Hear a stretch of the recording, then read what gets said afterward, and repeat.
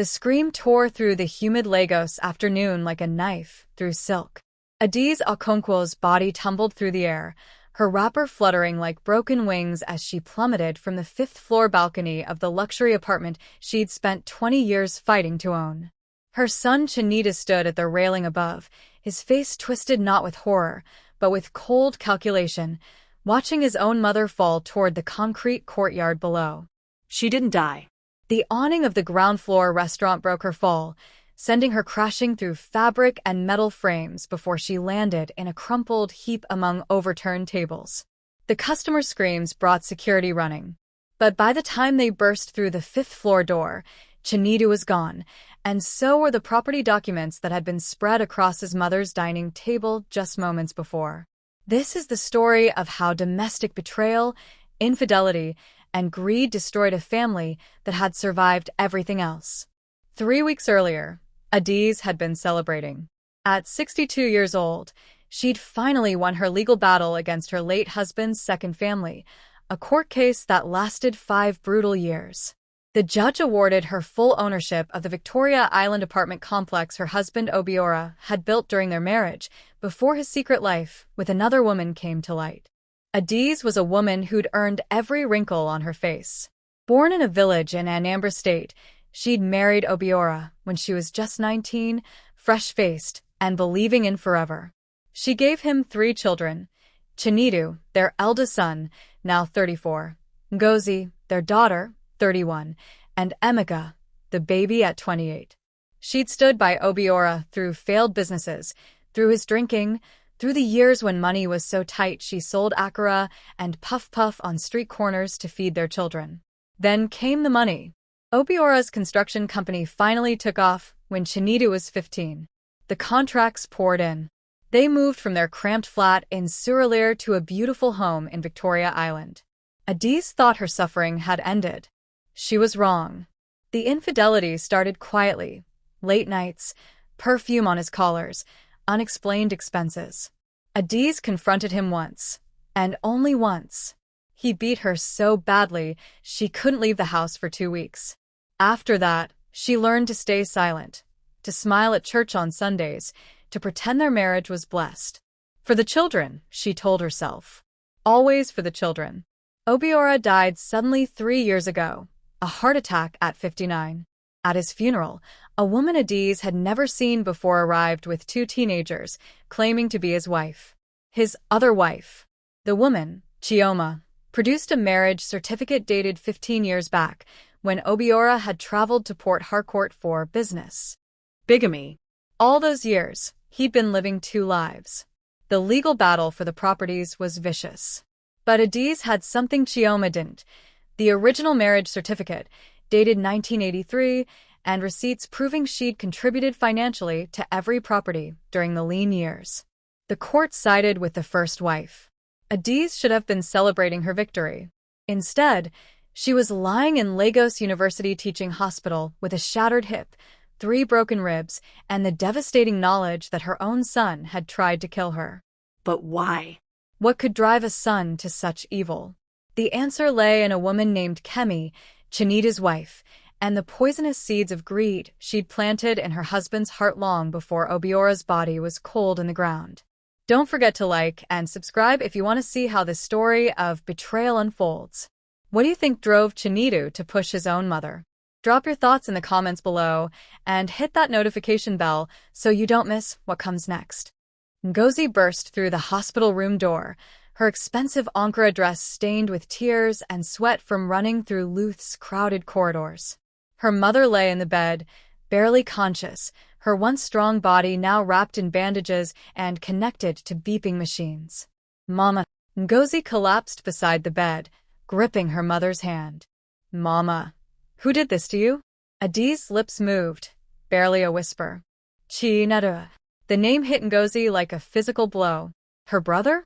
Her own brother had done this? What would you do if your own sibling betrayed your parent like this? Hit like if family loyalty matters to you, and comment below where you're watching from: Lagos, London, Atlanta, or anywhere in between. Let's build this community together. Detective Ibrahim Musa stood at the foot of the bed, his notepad open, his face grave. He'd seen many things in 15 years with the Lagos State Police, but a son attempting to murder his mother for property? This was a new low, even for this city, where money made people forget their own blood. Mrs. Okonkwo, he said gently, I need you to tell me exactly what happened. Adee's eyes fluttered open. The morphine made everything hazy, but the memory of those final moments was crystal clear. She could still see Chinedu's face, the son she'd carried for 9 months, the boy she'd nearly died bringing into this world, staring down at her with eyes as cold as a stranger's. He came to my house yesterday afternoon, Adaeze began, her voice weak but steady. Said he wanted to discuss the property settlement. I was happy, so happy my son finally wanted to talk to me. After the court case, he'd been distant. 3 weeks without calling his own mother. Ngozi squeezed her mother's hand tighter. She'd noticed the distance too. Chinedu had always been close to their mother, or so she'd thought. But since their father's death and the revelation of his double life, something in Chinedu had changed.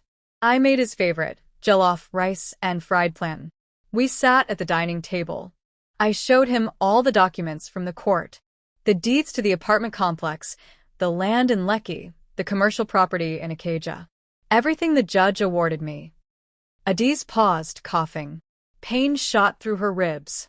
Take your time, Ma, Detective Musa said. He asked if I'd made a will.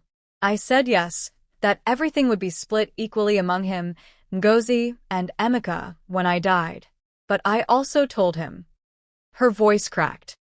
I told him I was planning to sell one of the properties to start a foundation, a shelter for abused women. In your father's name, I said. To do some good with the pain we'd survived. Ngozi felt her blood run cold. She knew where this was going. Chinedu's face changed. He said, You can't do that. That property is mine. We suffered with Papa. We deserve everything. I told him the properties were legally mine now, that I would do with them as I pleased. That's when he grabbed the documents from the table. I tried to stop him. We struggled. And then, Adaeze's whole body trembled. He looked at me, Ngozi. Really looked at me. And I saw nothing. No love. No remorse. Just hunger. He said, You should have died with Papa. Then he pushed me. His own mother. He pushed me off my own balcony. The room fell into horrified silence. Detective Musa cleared his throat. Mrs. Okonkwo, I've issued a warrant for your son's arrest. But I need you to know, he's disappeared.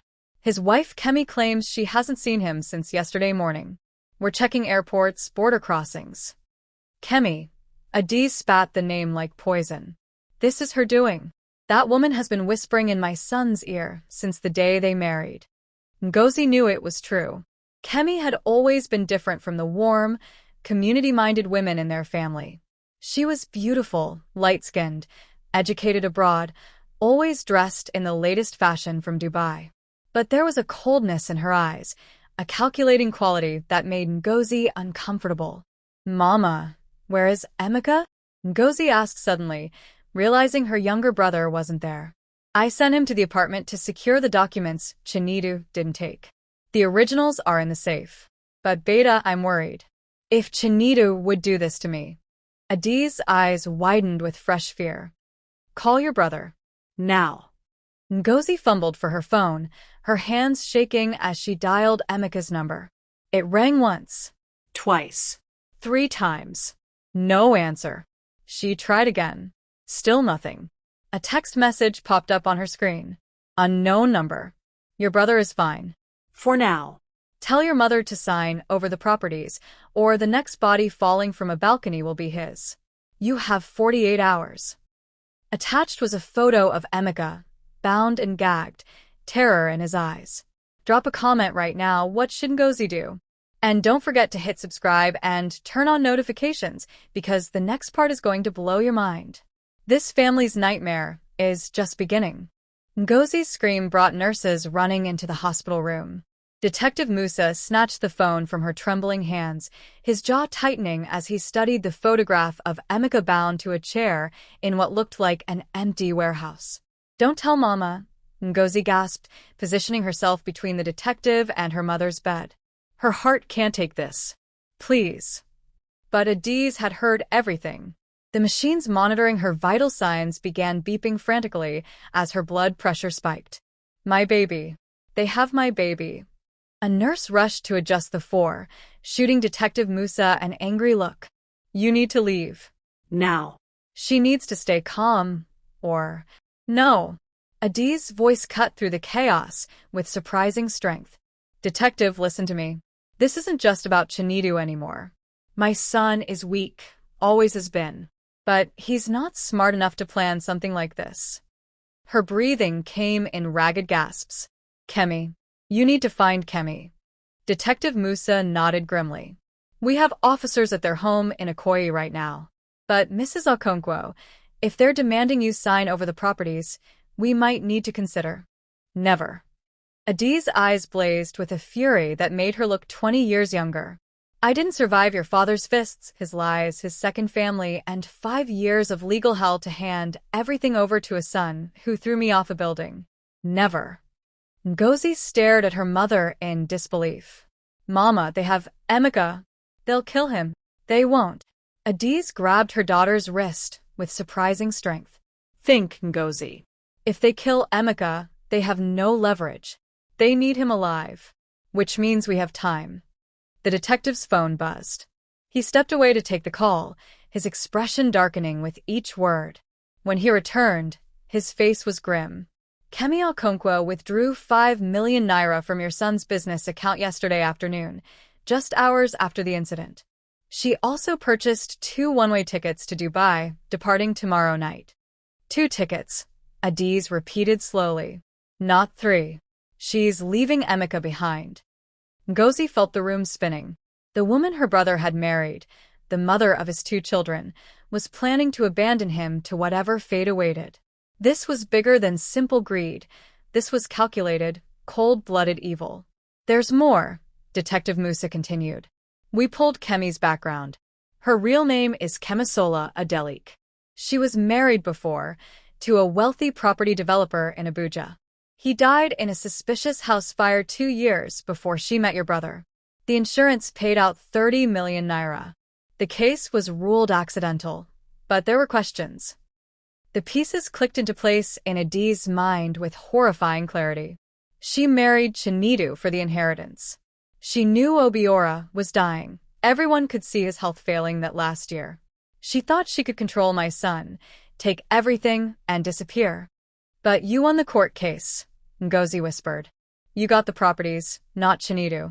So she had to change plans. Detective Musa was already dialing his team. I'm putting surveillance on the airport. If she tries to board that plane...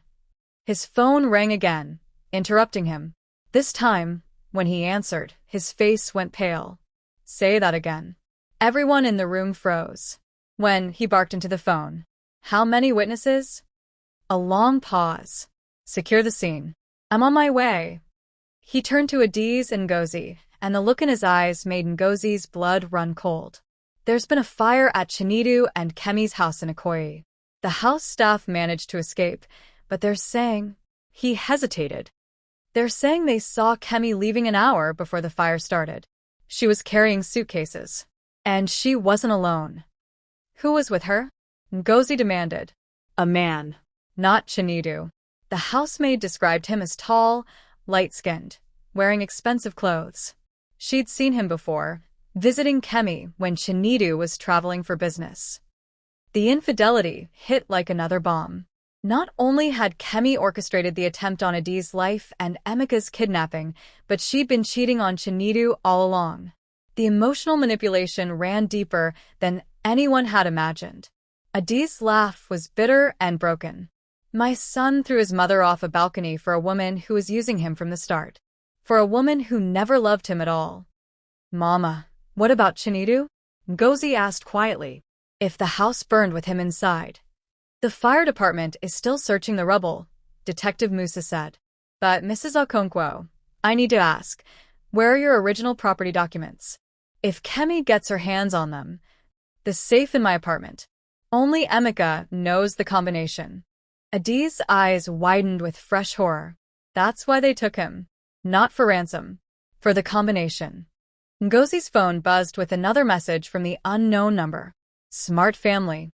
Yes, we need the combination. You have 24 hours now. TikTok. And in case you're thinking of playing games with the police, check your email.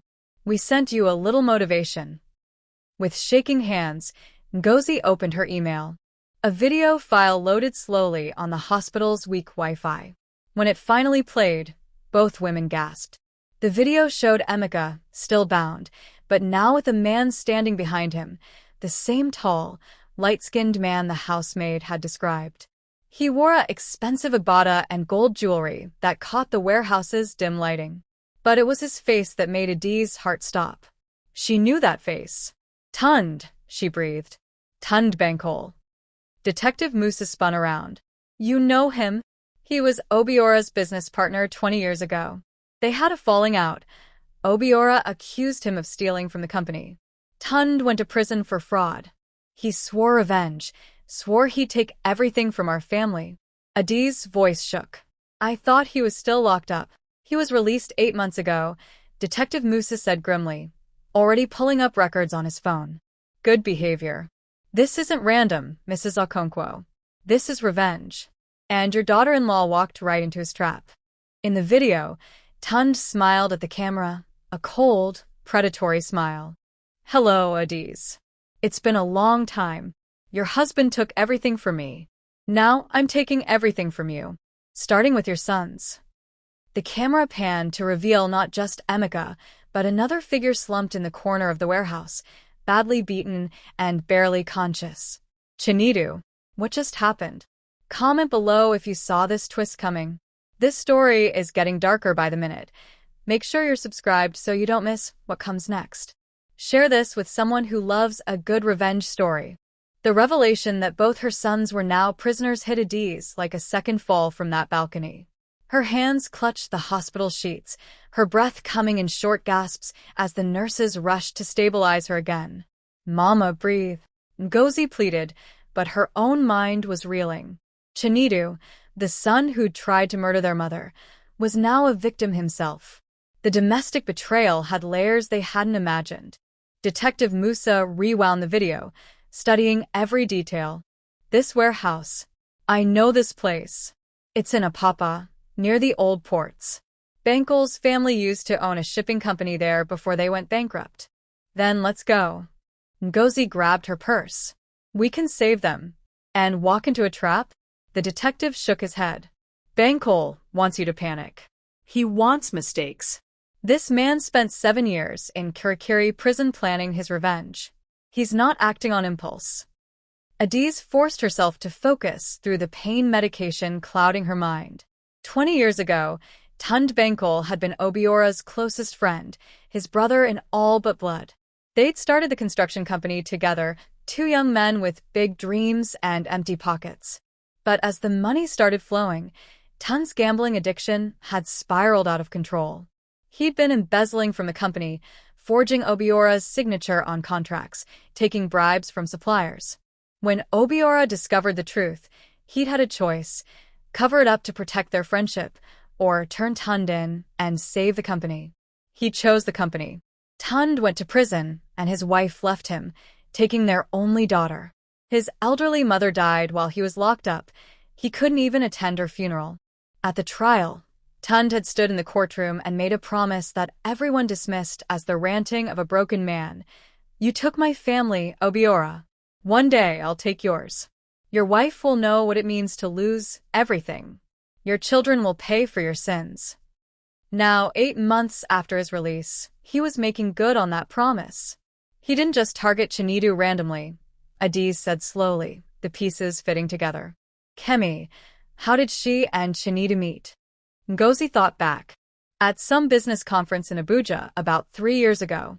Chinedu said she was working in real estate development. He was smitten immediately.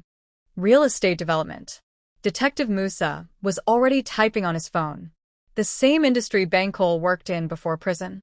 Mrs. Okonkwo, I think Kemi was planted. This has been a long game. Bankole found a woman willing to seduce your son. marry into your family, and destroy it from the inside. The hospital room door burst open. A junior officer rushed in, breathless. "Sir, we found something at the Ikoyi fire scene." Everyone turned to him. The fire was definitely arson, accelerant used throughout the house. But in the bedroom, before the flames completely consumed everything, we found a laptop. Our tech team managed to recover some files. He held up an evidence bag containing a charred hard drive. "Sir, there are emails." Hundreds of them.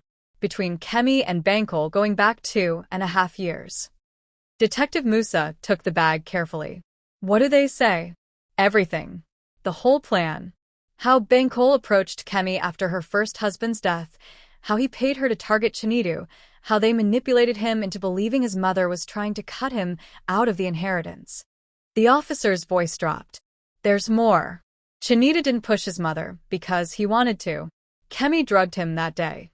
Put something in his drink that made him aggressive, paranoid. The emails talk about it. She needed him to attack Mrs. Okonkwo so he'd be a criminal, desperate, willing to do anything." Ngozi felt her legs give way. She collapsed into the chair beside her mother's bed. "So, Chinedu, he didn't mean to.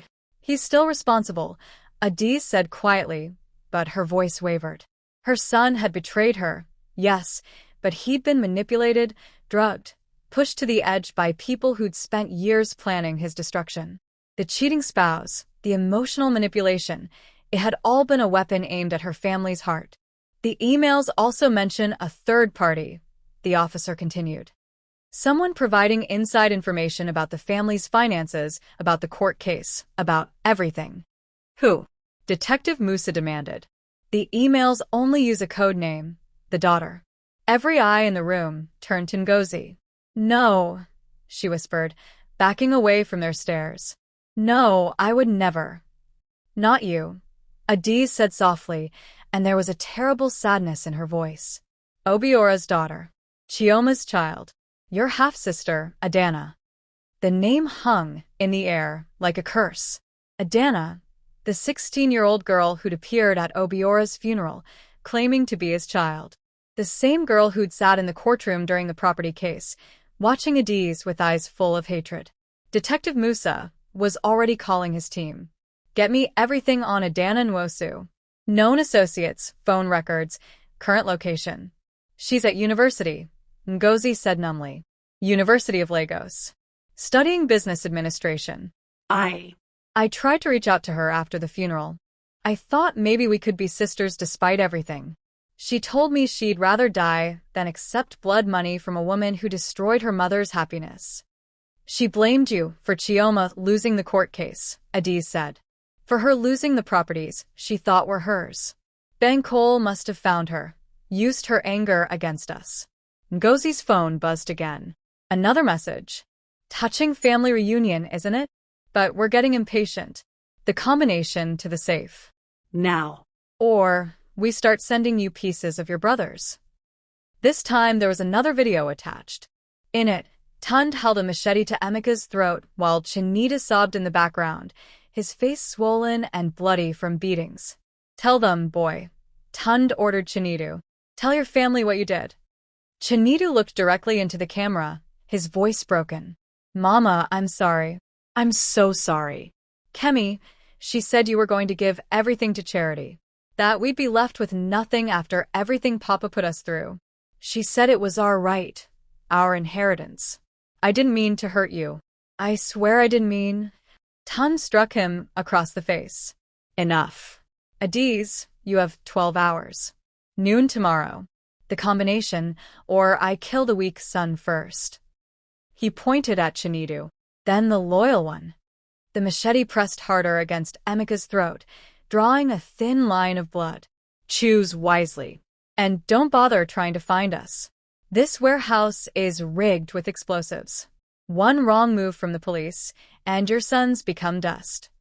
The video ended. Detective Musa's phone rang immediately. "Sir," his officer said, "we've located Kemi and Bankole. They're at a hotel in Victoria Island. But sir, they're not alone. There's a girl with them. Matches the description of Adanna Nwosu." "Move in," Detective Musa ordered. Now. Sir, they're checking out. Heading to the airport. Should we intercept? The detective looked at Adaeze. Mrs. Okonkwo, if we arrest them now, we might never find your sons. That warehouse location could die with them. But if we let them run… Adaeze closed her eyes. Every choice was impossible. Every path led to loss. But she hadn't survived this long by being weak. Let them go to the airport, she said. But I'm coming with you. Mama, you can't even walk. Then get me a wheelchair. Adaeze's voice was steel. Those are my sons in that warehouse. My blood. I won't sit in this hospital bed while they die for my sins, for their father's sins. She looked at Detective Musa. I'm going to end this. Tonight. The detective nodded slowly. Then we need to move fast. Because in 12 hours, this either ends with your family reunited or with more bodies falling. Ngozi grabbed her mother's hand. I'm coming too. No, Adaeze said firmly. If this goes wrong, someone needs to survive. Someone needs to tell the story, to make sure people know what greed and revenge did to this family. Promise me, Ngozi. Promise me you'll survive. Outside the hospital window, Lagos burned golden in the sunset. Somewhere in this massive city, two young men waited in darkness, their lives hanging by a thread. And somewhere else, three people who'd torn a family apart prepared to flee the country, thinking they'd won. But they'd made one mistake. They'd underestimated a mother's love and a mother's fury. This story is getting intense. What would you do in Adaeze's position? Try to save her sons or let the police handle it? Drop your answer in the comments. And if you're loving this story, smash that like button and subscribe. The airport was chaos. Thousands of travelers pushing through Murtala Muhammad International Airport's departure terminal, dragging suitcases, shouting goodbyes, living their normal lives while Adaeze's world crumbled around her. She sat in the wheelchair Detective Musa had requisitioned, her broken body screaming in protest with every bump and jostle, but her eyes remained sharp, scanning the crowd. There, Ngozi whispered, despite her mother's orders to stay at the hospital. She'd followed anyway, hiding in Detective Musa's vehicle. She pointed toward the Emirates check-in counter. That's Kemi. Kemi Okonkwo, or whoever she really was, looked nothing like the desperate criminal they'd imagined. She wore an elegant cream-colored jumpsuit, her hair freshly done in long Brazilian weave, designer sunglasses perched on her head. She looked like any other wealthy Lagos woman traveling abroad for shopping.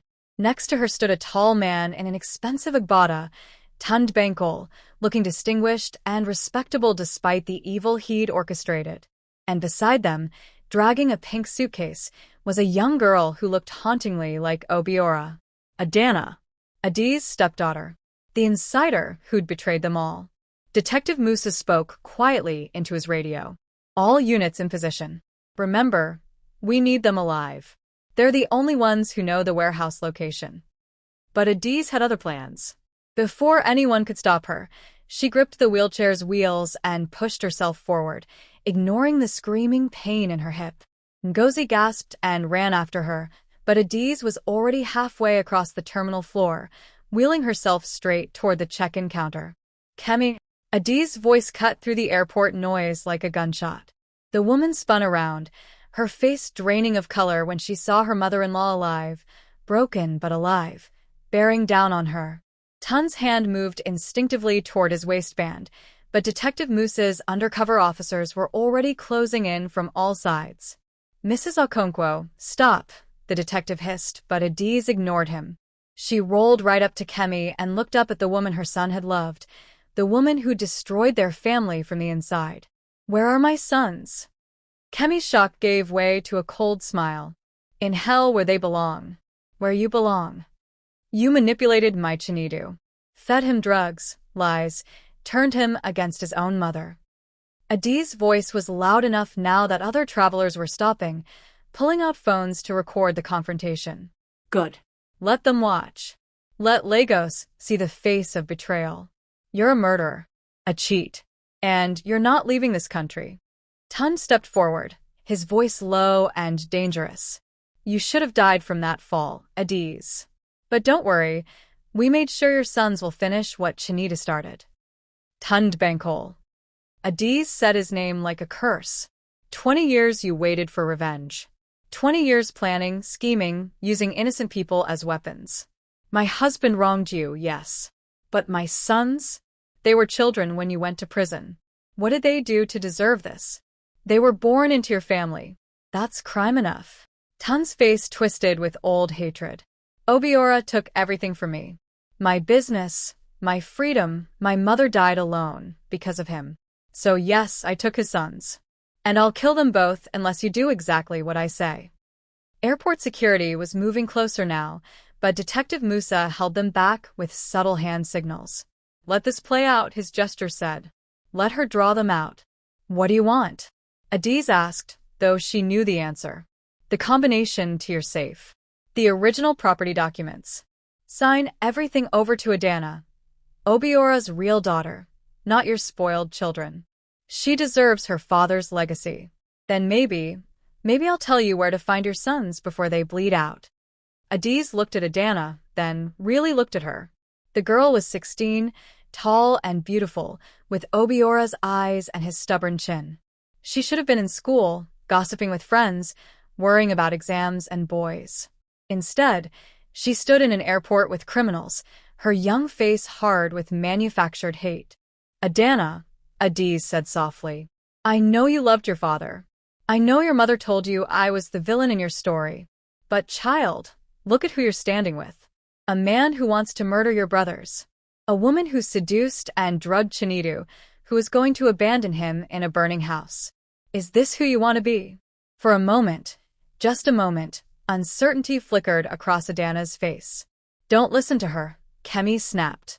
She's trying to manipulate you, just like she manipulated your father into abandoning your mother. I never knew about your mother, Adaeze said, her voice carrying across the terminal. Everyone was watching now, phones recording, the whole ugly scene going viral in real time across Lagos social media. If I had known Obiora married another woman, had another child, I would have left. I would have let your mother have him. But he lied to all of us, Adanna. He destroyed both our families with his lies. Enough. Tunde grabbed Adanna's arm. We're leaving. Now. That's when Detective Musa made his move. Tunde Bankole, Kemisola Adelik, you're both under arrest for kidnapping, attempted murder, arson, and conspiracy to commit fraud. Officers swarmed from every direction. Travelers screamed and scattered. Tunde reached for something in his agbada, but 3 officers tackled him before he could draw the weapon. Kemi tried to run, her high heels clicking frantically on the polished floor, but she made it less than 10 meters before female officers brought her down. Only Adanna stood frozen, tears streaming down her face. Adaeze wheeled herself to the girl and took her hand. It's not too late, child. Tell us where the warehouse is. Save your brothers. Be better than the people who used your pain against you. They promised me everything, Adanna sobbed. The properties, the money, everything Papa should have given me. Uncle Tunde said it was justice, that your family owed me.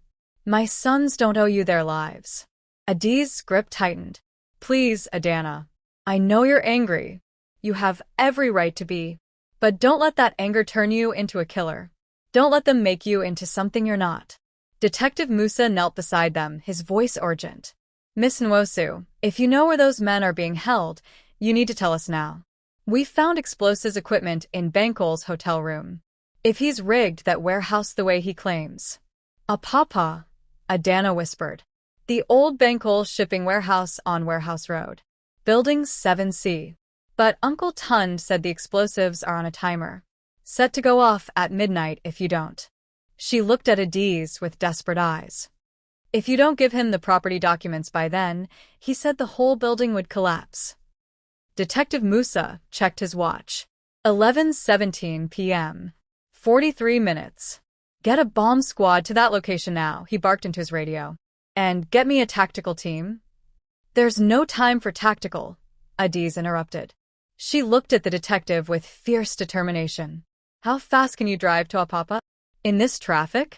30 minutes if we're lucky, 40 if we're not. But Mrs. Okonkwo, you're in no condition. Those are my sons. Adaeze's voice cracked with emotion.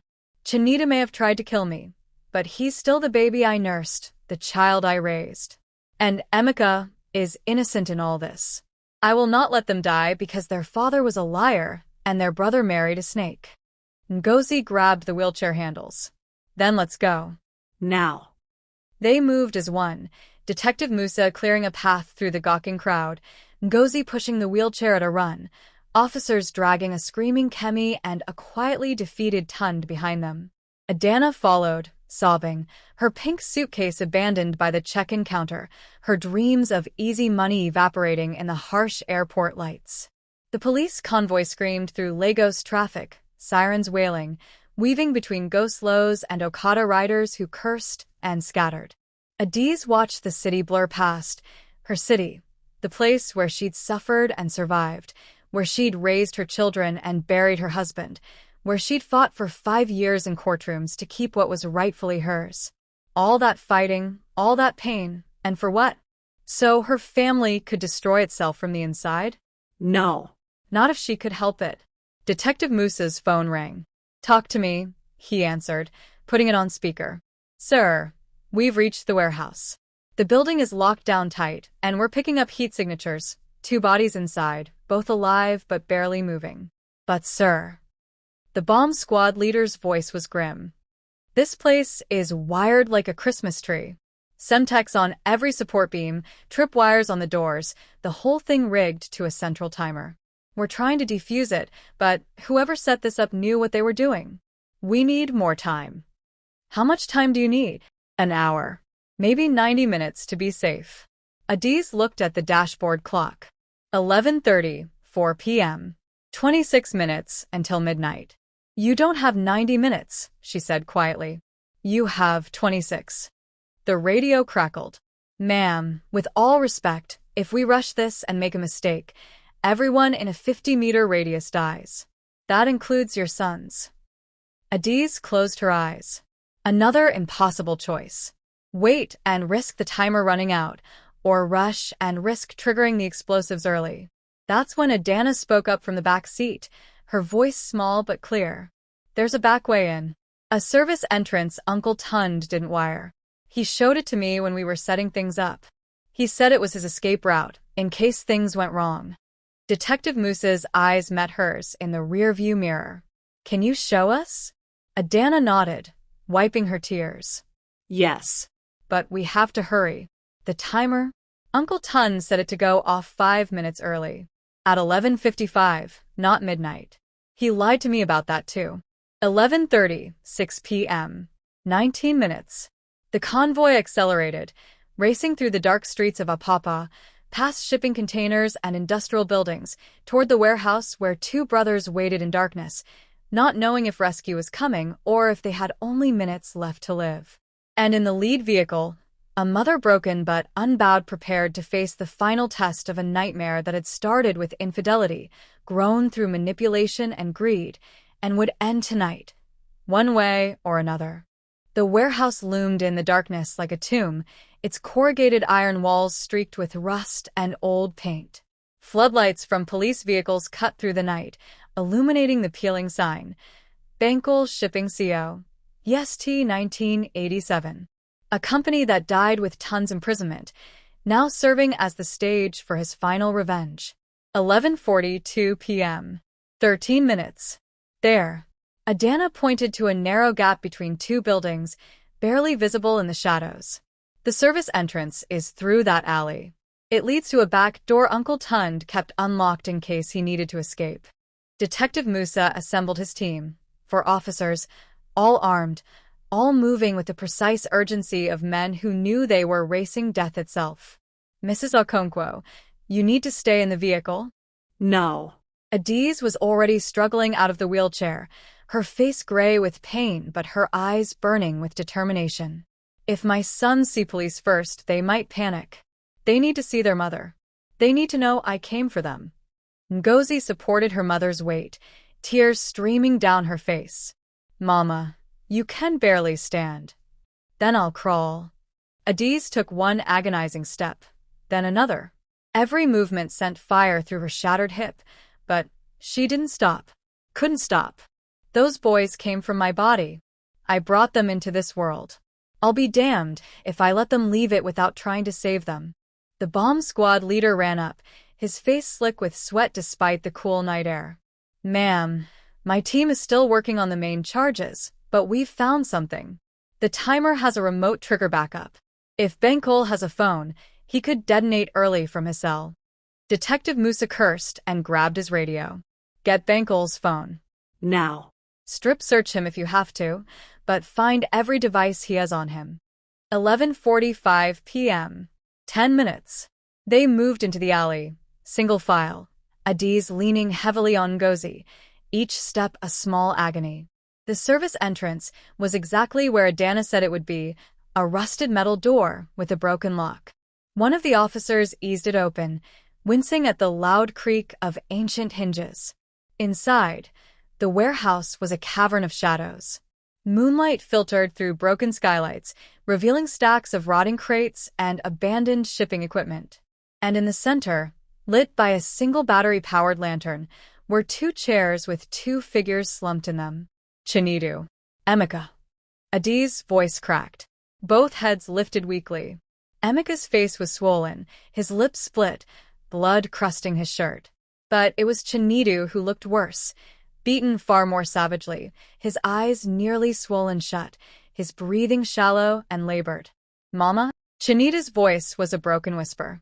No, you shouldn't be here. The bombs. I'm getting you out.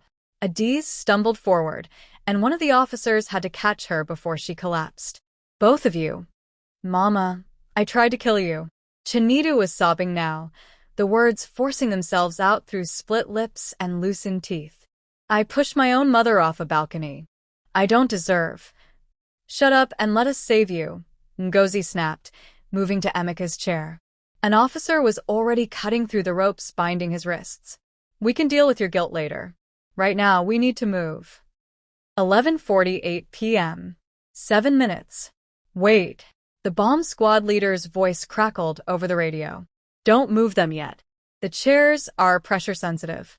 They're sitting on triggers. If they stand up before we disarm. The world seemed to stop. Emeka looked down at his chair and saw it then. The small black box taped underneath, wires running from it to the support beams above. Chinedu's chair had the same device. How long to disarm? Detective Musa asked, but his voice already knew the answer. Longer than 7 minutes. Adaeze felt her legs finally give out. She collapsed to the filthy warehouse floor in front of her sons, looking up at the two men she'd carried in her womb, nursed at her breast, raised through childhood illnesses and school struggles and teenage rebellions. One who'd betrayed her. One who'd stayed loyal. Both about to die.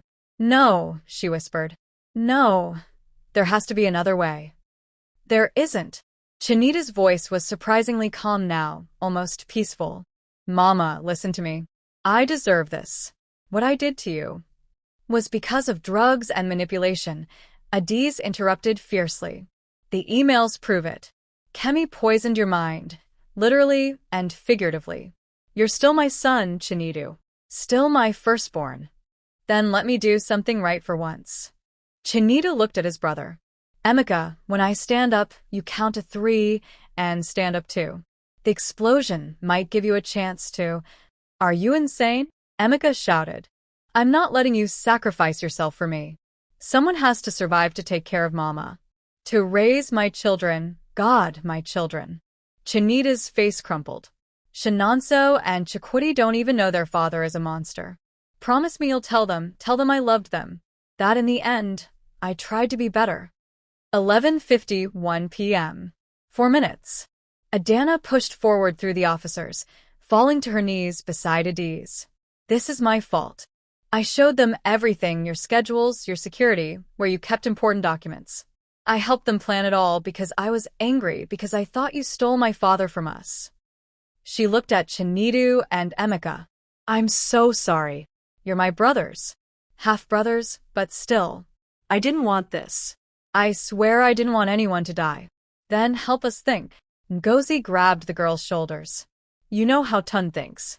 There has to be something we're missing. Some way out he wouldn't have. The documents. Adanna said suddenly. He told me the real timer doesn't matter. He has a remote override that only deactivates if he receives a text message with proof that the properties were signed over. A photo of the signed documents with today's newspaper. Everyone looked at Adaeze. The documents are in my apartment safe, she said. 45 minutes away in this traffic. 11:52 p.m. 3 minutes. Detective Musa was already on his radio. Get a helicopter to Mrs. Okonkwo's apartment building in Victoria Island. Now. We need those documents photographed and transmitted in. He checked his watch. In less than 3 minutes. Move. Sir, we can't get a helicopter airborne and across the city in 3 minutes. It's impossible. Adaeze felt reality crushing down on her. All the fighting, all the survival, all the pain, and she was going to watch her sons die anyway. The final cruelty of a husband's infidelity and a business partner's revenge. That's when Emeka spoke up, his voice steady despite the terror in his eyes. Mama, do you remember what you told us when we were children? When Papa used to hit you, and we'd ask why you stayed. Adaeze's tears came freely now. I said I stayed because I loved you more than I feared him. You taught us that love means sacrifice. Emeka smiled at his mother, and in that moment he looked exactly like the little boy who used to bring her flowers picked from the neighbor's garden. So let me sacrifice for my family. Let me stay so you and Chinedu can go. No, Chinedu started. You have children, brother. 2 little boys who need their father, even a flawed one. You have a chance to be better than Papa was. Take it. Emeka looked at the officers.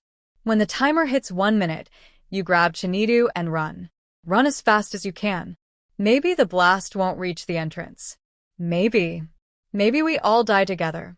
Chinedu interrupted, and something in his voice had changed.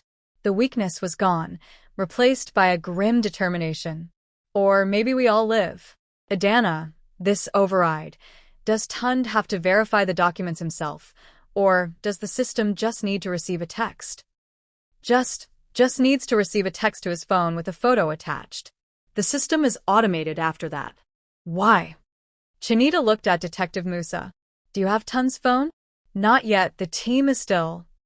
Then get it. Right now. And find any property documents. Fake ones, real ones, I don't care. Photoshop something if you have to. Put it next to today's newspaper and send it to his number. 11:53 p.m. 2 minutes. Officers were scrambling, shouting into radios, but it was chaos. They needed Tunde's phone, needed to create a convincing fake, needed to send it all before. Adaeze made her decision. Ngozi, take my phone.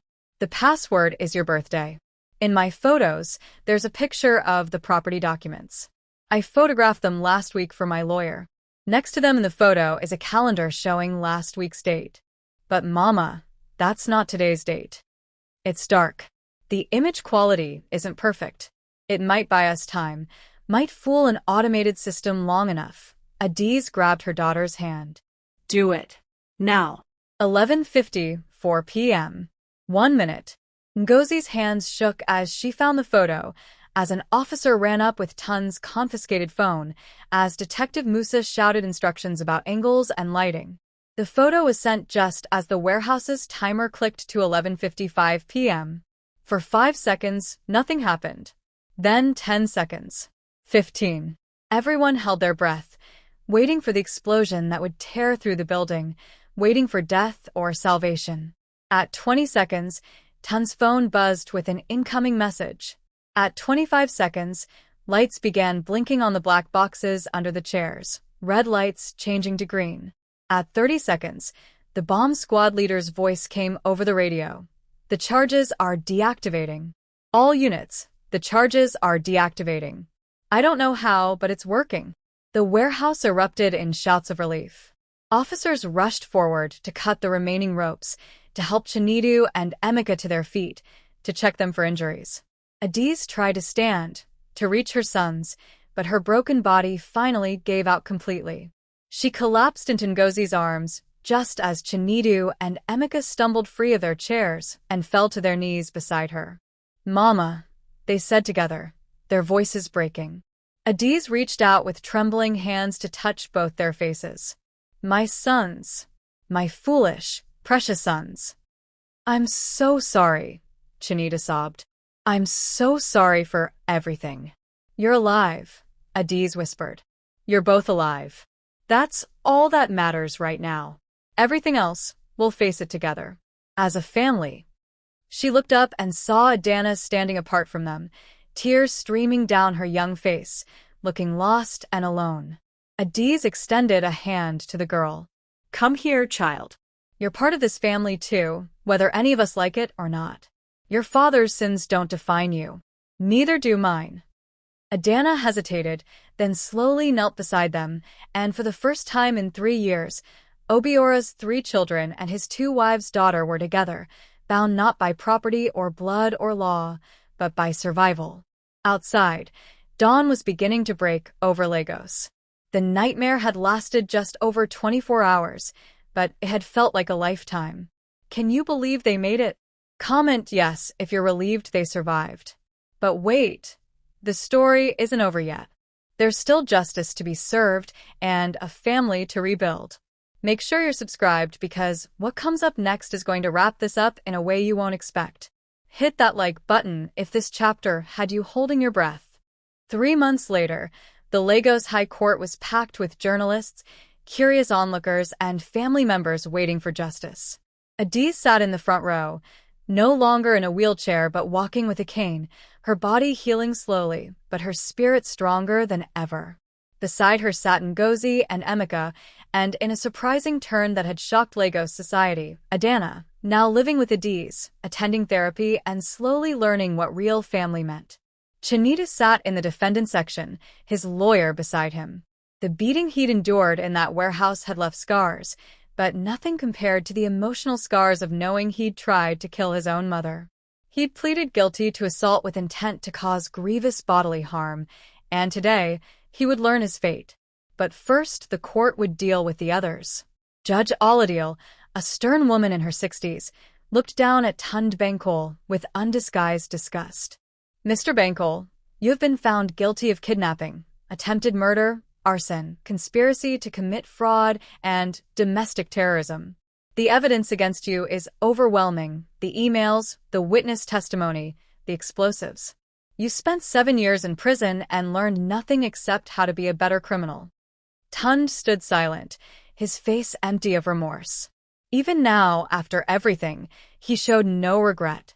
This court sentences you to 25 years imprisonment without possibility of parole.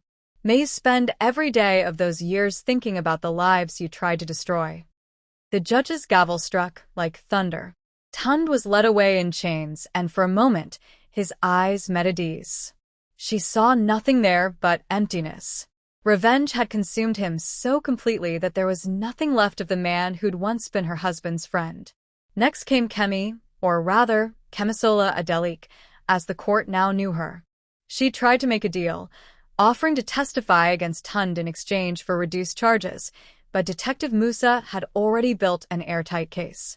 The emails showed she'd been an equal partner in everything, from seducing Chinedu to drugging him that fateful day. Mrs. Adeleke, Judge Oladiel's voice was ice. You are a special kind of evil.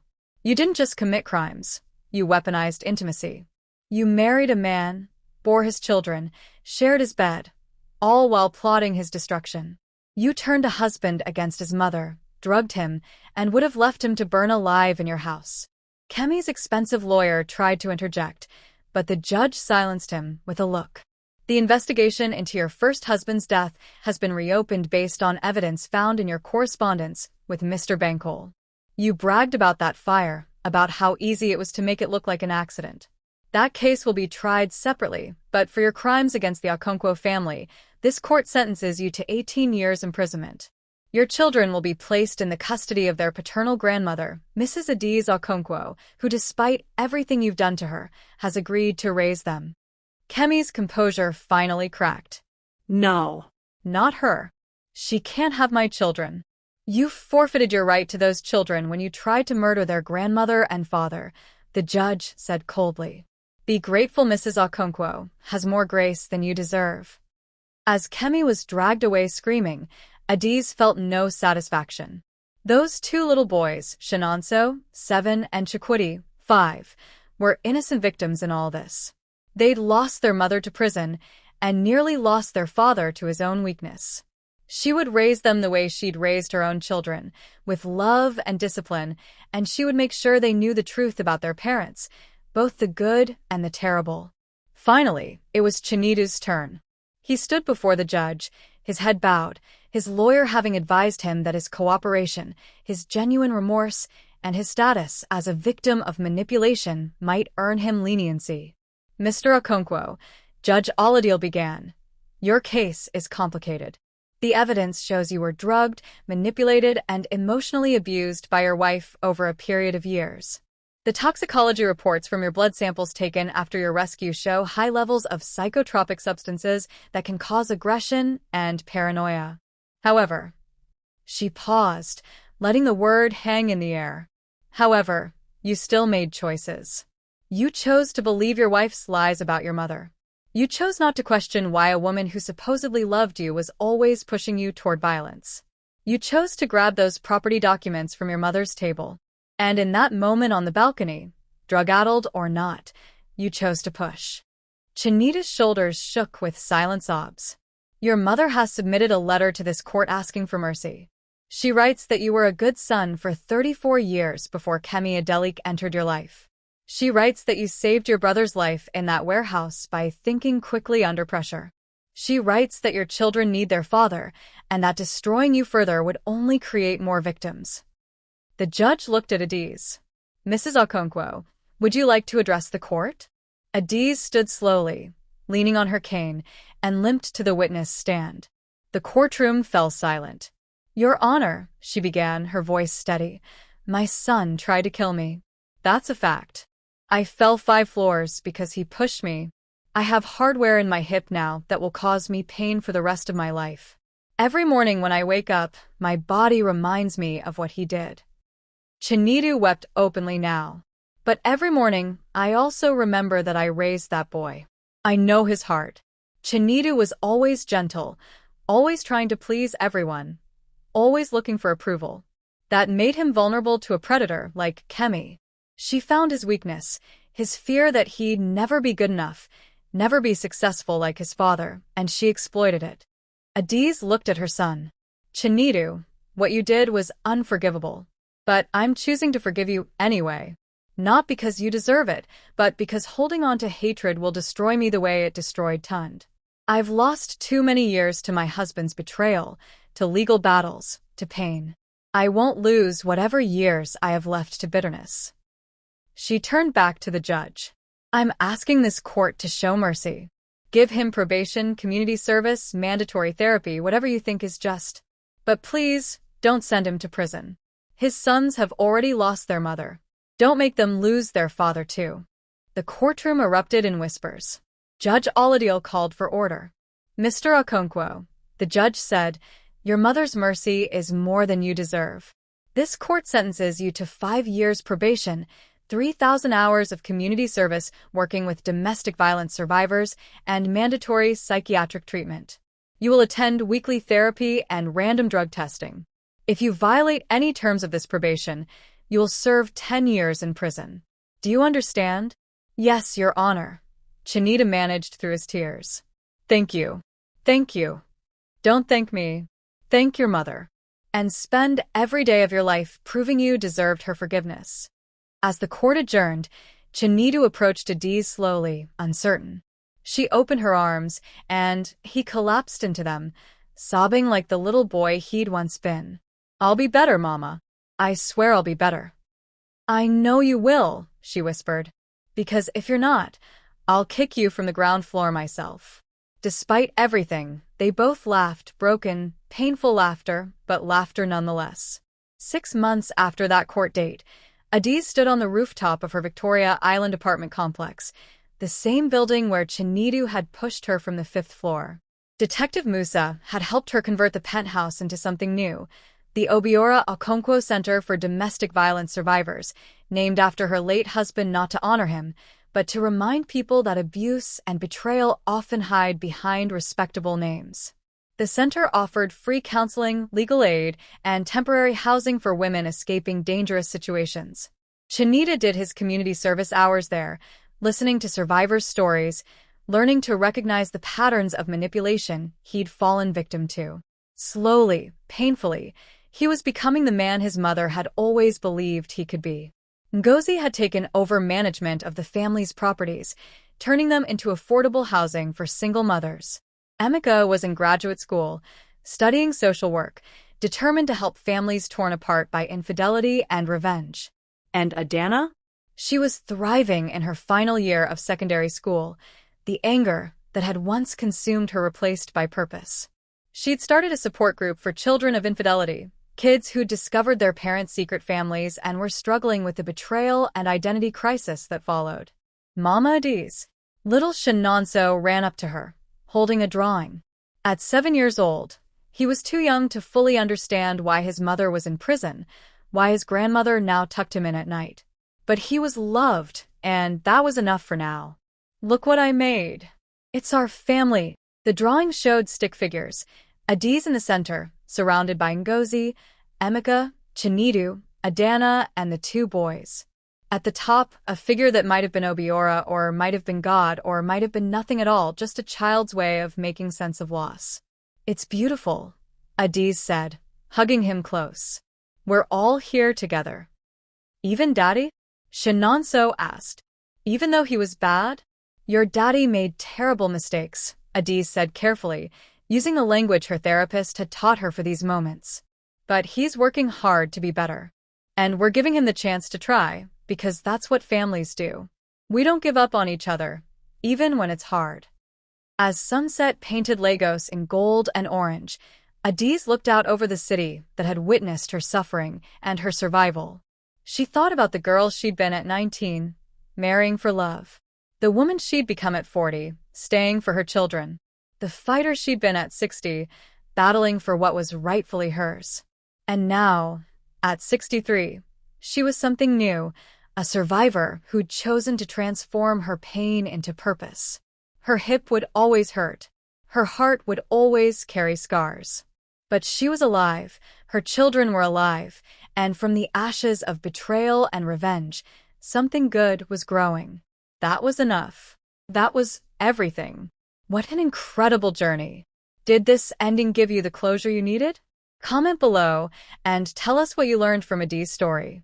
If this story moved you, please like this video, subscribe to African Echoes for more powerful stories of resilience and redemption, and share this with someone who needs to hear that forgiveness is possible even after the worst betrayal. Hit that notification bell so you never miss our next story. And to all our viewers from Lagos to London, from Nairobi to New York, from Accra to Atlanta, thank you for watching. Remember, no matter how dark the betrayal, no matter how deep the pain, you have the power to choose healing over hatred, purpose over revenge. What should our next story be about? Drop your suggestions in the comments. God bless you all, and we'll see you in the next episode of African Echoes.